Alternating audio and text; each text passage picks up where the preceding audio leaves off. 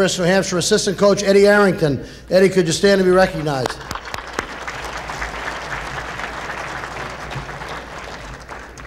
Our last inductee of the evening, man, what a special athlete. When I first started to hear about this guy's accomplishments, I was absolutely floored when I looked at the various sports that he had excelled in and how he had excelled. He laced up his first pair of skates not until grade 9. And they were a size and a half too big as they were his father's. 2 years after that, he was team captain of the hockey team, the MVP of the hockey team, and a Middlesex League All-Star. The hockey team, which had had a 2-16 record when he was a freshman, turned it around to be an outstanding team as a senior, George Salvitti.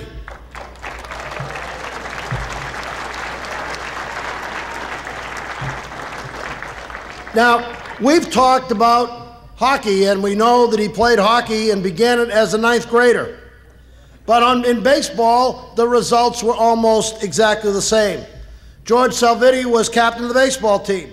He was the most valuable player on the team, and he was a Middlesex League All-Star. He averaged .478 in league play and batted .600 overall to win the batting crown and all scholastic honors as a baseball player at Watertown High. That was 2 sports. Then he went on to the 3rd sport. In soccer, he was a Middlesex League All-Star. He was once again team captain, and he was once again the team's most valuable player. Phil Costello, who coached him at Watertown High School, commented he had great instincts, great skills, and the soccer team would be lost without him. It's no surprise that he was voted the most athletic by his peers and won the Hoyt Thurber Trophy as a senior. Captain of 3 sports, most valuable player in 3 sports, and all-league in 3 sports. He went on to Babson College and then again participated in 3 sports, batting .346 at Babson, played 4 years of varsity soccer, varsity hockey, and played on the 1979-80 soccer team that went to the NCAA National Championships. In 1981, he was voted Babson's Athlete of the Year. And very much like Nick Donito, he has carried on his athletic career after college. He's run in 5 Boston marathons in the 80s. He's run twice in the New York Marathon. He's entered triathlons, which mix running, swimming, and cycling. He's competed in the World Ironman Triathlon in 1985, a 2.5-mile swim, a 112-mile bike ride, and a 26-mile marathon to cap it off. Just what I do after supper every night. But he's come again to contribute back to the community, as so many of our inductees have tonight, now working in the youth hockey program and coaching. And as Nick said in his talk, it's so important when you've been given so much to give much back to the community. Ladies and gentlemen, somebody whose records really are unchallenged, George Salvitti.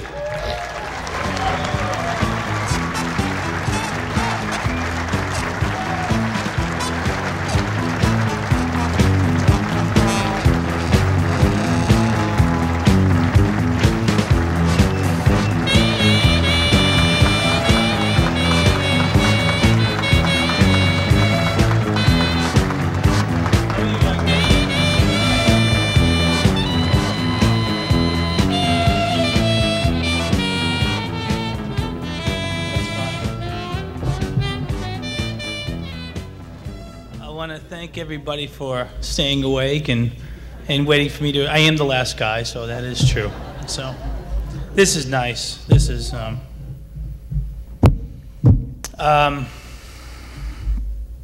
it's been a long time since I laced up a pair of skates or hit a baseball or hit a soccer ball and that type of stuff, but the memories of that doing that are very clear. I can remember distinctly going down the MDC rink and lacing up a pair of skates, and it's true.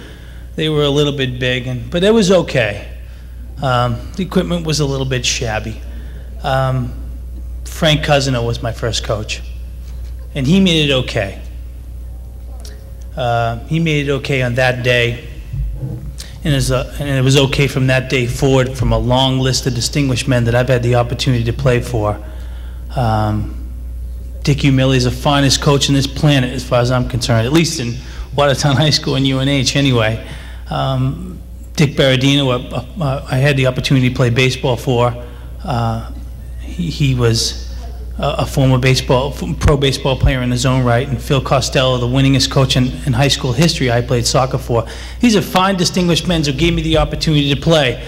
And you know, maybe I did work hard, and that's okay, but the opportunity needs to be there first, and they gave me that. And never once did they ever say, this Salvitti kid, you know, they got all these other kids to play, we're not going to spend too much time with them. They didn't do that. They gave me the opportunity to do something and to have fun and to enjoy myself. And because of that, I attended school, and the first in the family to do that at school in Wellesley, Mass, called Babson. Majored in business, and I enjoy a good life right now. I sell pickles for a living, but there's nothing wrong with pickles. Absolutely nothing wrong with pickles. I wasn't going to add that to the speech, but I figured I'd throw that in. But it's a good life. Believe me, it's a good life. And I don't want to forget some of the athletes that I've had the opportunity to play with. Guys like, some of them are here tonight, Ricky Johnson and Mike Goyetch and David Boyce and Don Martinez, a great hockey goalie, and the list goes on. And I don't want to lose anybody in that list, but it was my honor to be able to stand in front of them and play with them in the field. But there's one very, very special group of people that are the ultimate reason for me to be here, and that's my family, and they're back there. My mom, my dad, my sisters, Tina, Nina, and Joanne. And that's not a rhyme or anything, that's how it goes.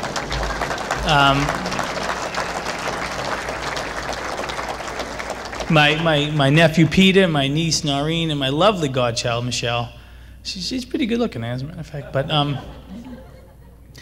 you know, we're not perfect, but you know, we love each other, and that's why I'm here. And you know, they taught me. My parents taught me one basic principle: it doesn't matter where you're from, what name you have, or how much money you got, or what type of car you drive. Although I sort of disagree with the last one, because I distinctly remember that if, you know, the type of car you drive had a great correlation to the type of girl you took to the prom, but, and that is true, by the way. But it doesn't matter. If you live life straight and you put up and you do okay, and you work hard, things will be okay for you. They may not turn out to be the way you want them at the time, but they'll turn out to be what's right, and that's the most important thing.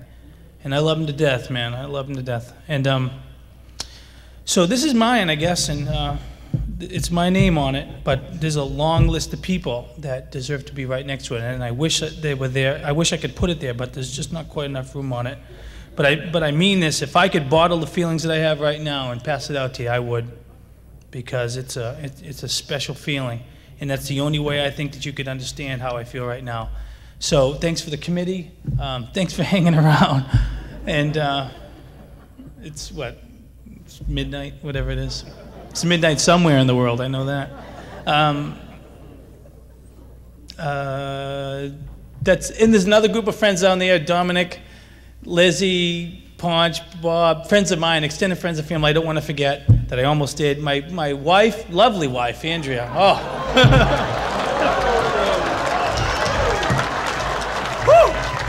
Wow, did I almost blow that one, huh? And my lovely wife's parents, who are from Detroit, Michigan, Sue and Jim Lewandowski.